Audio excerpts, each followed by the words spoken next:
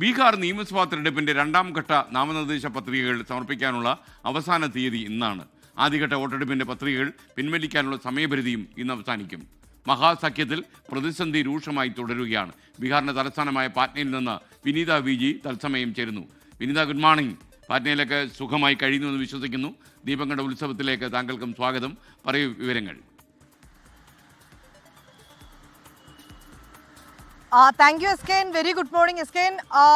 ബീഹാറിനെ സംബന്ധിച്ചിടത്തോളം പൂർണ്ണമായും ഒരു തെരഞ്ഞെടുപ്പ് ചൂടിലേക്ക് നീങ്ങിയിരിക്കുന്നു എന്നുള്ളത് തന്നെയാണ്. പക്ഷേ മഹാസഖ്യം ഇപ്പോഴും മഹാപ്രതിസന്ധിയിലേക്ക് നീങ്ങുന്നത് തന്നെയാണ് നമുക്ക് കാണാൻ കഴിയുന്നത്.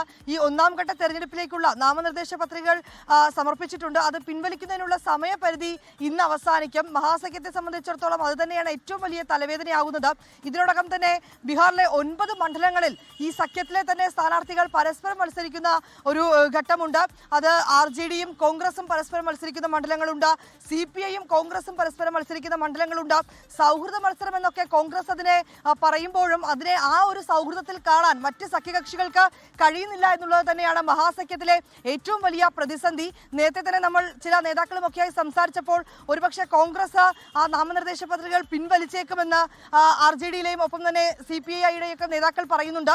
പക്ഷെ അതേസമയം സൗഹൃദ മത്സരം എന്ന നിലപാടിൽ തന്നെ ഉറച്ചു നിൽക്കുകയാണ് കോൺഗ്രസ്. അങ്ങനെ 9 മണ്ഡലങ്ങളിലാണ് മഹാസഖ്യത്തിലെ സ്ഥാനാർത്ഥികൾ പരസ്പരം മത്സരിക്കുന്നത്. ഏതാണെങ്കിലും ഇന്നറിയാം ആ സഖ്യമായി തന്നെ മുന്നോട്ട് പോകുമോ അതോ ഒരു സൗഹൃദ മത്സരത്തിലേക്ക് കാര്യങ്ങൾ മുന്നോട്ട് പോകുമോ എന്ന് നമുക്ക് ഇന്ന് അറിയാൻ കഴിയും. ഒപ്പം തന്നെ രണ്ടാം ഘട്ട തെരഞ്ഞെടുപ്പിലേക്കുള്ള നാമനിർദ്ദേശ പത്രികകൾ സമർപ്പിക്കുന്നതിനുള്ള സമയപരിധിയും ഇന്ന് അവസാനിക്കും. RJDയെ സംബന്ധിച്ചിടത്തോളം ഒരു ഔദ്യോഗികമായിട്ടുള്ള ഒരു സ്ഥാനാർത്ഥി പ്രഖ്യാപനം ഒന്നും തന്നെ നടത്തിയിട്ടില്ല. പക്ഷേ 60ഓളം മണ്ഡലങ്ങളിൽ ഇതിനോടകം തന്നെ നാമനിർദ്ദേശ പത്രിക നൽകിയെന്നും അറിയാൻ കഴിയുന്നുണ്ട്.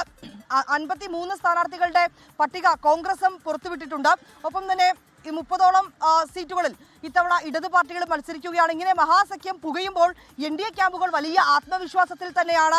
ഒന്നാം ഘട്ട പ്രചരണം അവർ ആരംഭിച്ചു കഴിഞ്ഞു. 24-ന് പ്രധാനമന്ത്രി ബീഹാറിലേക്ക് എത്തിച്ചേരും. തുടർന്ന് എല്ലാ മണ്ഡലങ്ങളിലും അവരുടെ പ്രചരണം കൂടുതൽ ശക്തമാക്കുകയും ചെയ്യും. ബീഹാറിൽ ഏതാണ്ട് 10ഓളം റാലികളിൽ പ്രധാനമന്ത്രി പങ്കെടുക്കുകയും ചെയ്യും.